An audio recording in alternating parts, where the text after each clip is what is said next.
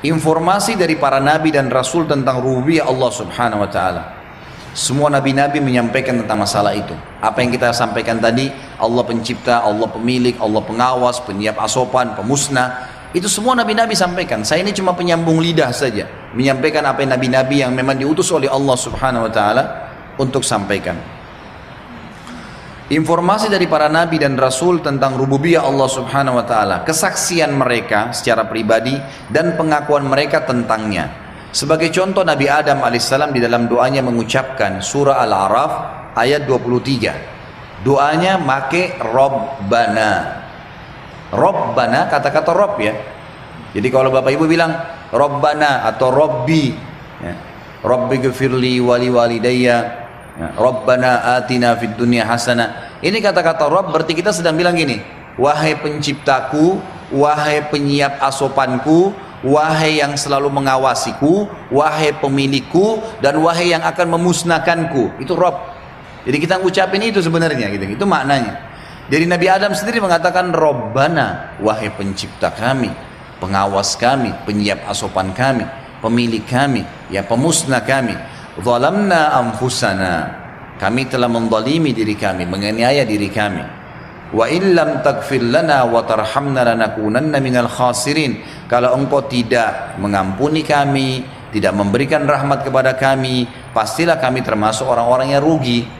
Tapi saksi bahasan perkataan Rabbana, pengikraran dari Nabi Adam alaihissalam tentang rububiyahnya Allah.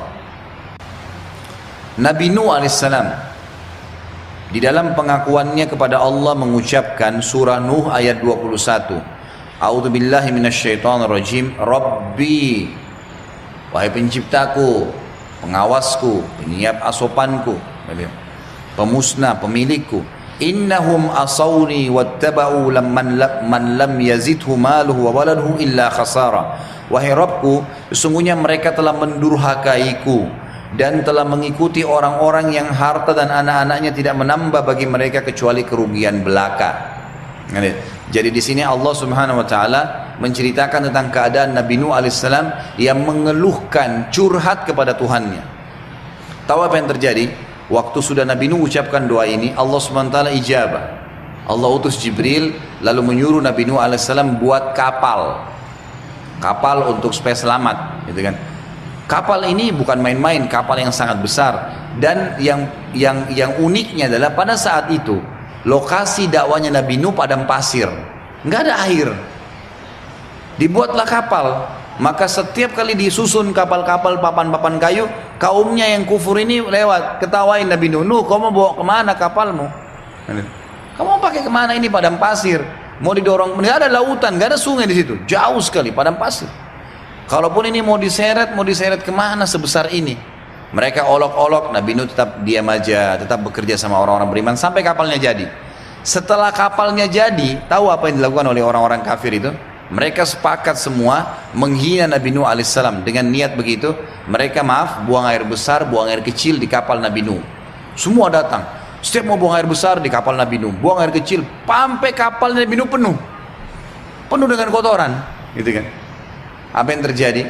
Lihat, kalau sudah campur tangan ilah, Tuhan lain, semua manusia bisa mengatur tipu daya, bisa memanipulasi data, bisa mendolimi orang lain, bisa menunjukkan kesombongan, tapi tetap ujungnya akan ada campur ilah.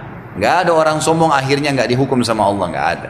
Nggak ada orang yang mengambil haknya orang lain kecuali Allah juga kasih dia balasan terhadap buatannya. Makan harta haram, Allah kasih penyakit yang berat, gitu kan, yang dia akan bayar lebih berat daripada apa yang sudah dia curi.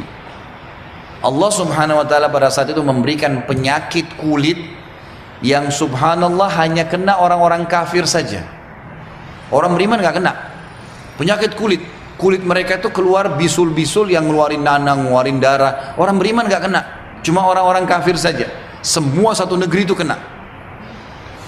Allah biarkan mereka ikhtiar, mereka berobat, mereka ke dukun, macam-macam mereka lakukan, tidak bisa sembuh. Dan ini bayi pun baru lahir langsung kena penyakit itu, semua. Tapi orang beriman enggak. Tahu bagaimana campur tangan ilah, Bapak Ibu sekalian? Salah seorang dari warga itu setelah setahun atau 2 tahun mereka berusaha berobat tidak sembuh-sembuh. Satu orang pergi, mereka masih buang air besar, buang air kecil di kapal Nabi Nuh nih. Ada satu orang datang kapal Nabi Nuh, pada saat buang air besar kepleset jatuh di kotoran mereka sendiri. Begitu dia keluar dari kotorannya, sembuh penyakitnya. Nggak ada penyakit kulitnya lagi, sembuh semua. Waktu dia pulang kulitnya bersih. Dia pulang, kaumnya bilang, kau berobat di mana?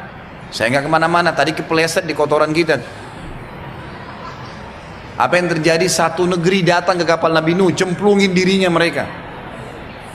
Sampai kata para ulama menjabarkan kisah Nabi Nuh alaihissalam ini, sampai sisa sedikit pun kotoran mereka, itu mereka cuil, gosok.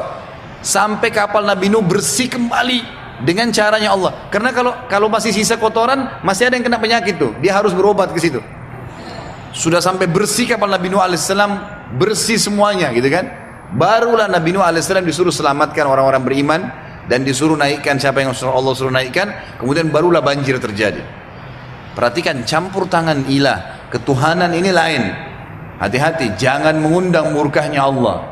Kalau Allah sudah turun hukumannya itu berat. Makanya Allah kadang-kadang sebelum datang hukumannya memberikan dulu tadarruj, tahapannya dulu. Sebelum tsunami ada banjir kecil, sebelum gempa besar ada gempa kecil, sebelum dikenain penyakit berat sering dikasih penyakit tuh tiap bulan, penyakit ini supaya sadar nih, tetap aja ada masalahnya, sekalian dikasih penyakit yang berat sama Allah, nggak bisa sembuh sekalian, gitu kan? Seperti itu. Jadi harusnya faham ya masalah ini. Nabi Nuh alaihissalam yakin dengan Allah, lalu dia berdoa, ya Allah, ini orang-orang ini 950 tahun saya dakwain nggak mau beriman. Anak-anaknya semua nggak mau, ya Allah. Allah ijabah, buat kapal dan seterusnya seperti kita tadi saya sampaikan. Tapi saksi bahasan Nabi Nuh menggunakan kalimat Robbi, wahai Tuhanku, penciptaku, penyiapkan asopanku dan seterusnya. Tadi sudah saya terjemahkan maknanya, ya. Maka Allah SWT ijabah. Boleh juga mengucapkan dalam ayat yang lain, masih kisah Nabi Nuh, Asy-Syu'ara 117-118. A'udzu billahi minasyaitonir rajim. Rabbi inna qaumi kazzabun faftah baini wa bainahum fatham wa najjini wa man ma'iyya minal mu'minin. Wahai Rabbku, penciptaku, penyiap asopanku, semua kebutuhanku, yang mengawasiku, yang memilikiku, yang akan memusnahkanku, sesungguhnya kaumku telah mendustakan aku. Oleh karena itu adakanlah suatu keputusan antara aku dengan mereka dan selamatkanlah aku dan orang-orang mukmin bersama.